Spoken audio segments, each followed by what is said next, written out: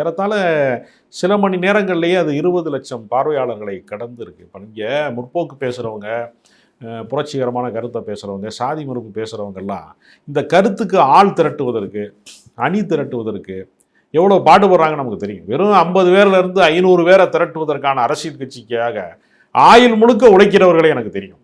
சில அமைப்புகள் நடத்துகிறாங்க, அவங்க வாழ்நாள் முழுக்க இதுக்கு தான் வேலை செய்வாங்க. ஆனால் அவங்களுடைய அமைப்பில் மொத்தமே நீங்கள் பார்த்தீங்கன்னா நிர்வாகிகள் வந்து ஒரு ஒரு ஒரு முக்கிய நிர்வாகிகள் ஒரு 50 பேர், சில இதர நிர்வாகிகள் வந்து ஒரு 500 பேர்கிட்ட இருப்பாங்க.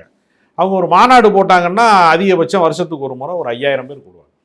அப்போ 5000 பேர் கவனத்தை தன் பக்கம் திருப்பவே ஆயுள் காலத்துக்கு வேலை செய்யணும்னா, பல ஆண்டுகள் வேலை செய்யணும்னா, ஒரே ஒரு சிங்கிள் வீடியோ ஒரு 14 நிமிஷம் தான். அது மொத்தமே 14 நிமிடத்தில் 20 லட்சம் பார்வையாளர்களை கடக்கிற ஒரு வேகமான ஒரு விஷயம் இருக்கு இல்லையா, அதை கொண்டு போய் சேர்க்கறது, அது அறிவியல் தந்த ஒரு பெரிய பொக்கிஷம் தான் நான் நினைக்கிறேன்.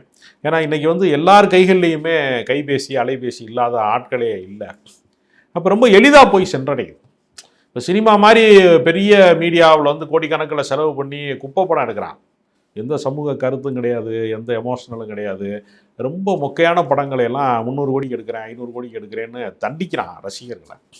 ஆனால் எந்த செலவுமே இல்லாமல் அவங்களுடைய டயலாக் மட்டும்தான் அதில் இருக்குது. 2 சட்டம் மாற்றிருக்காங்க, டிஷர்ட்டும் ஒரு வெள்ளை சட்டையும்.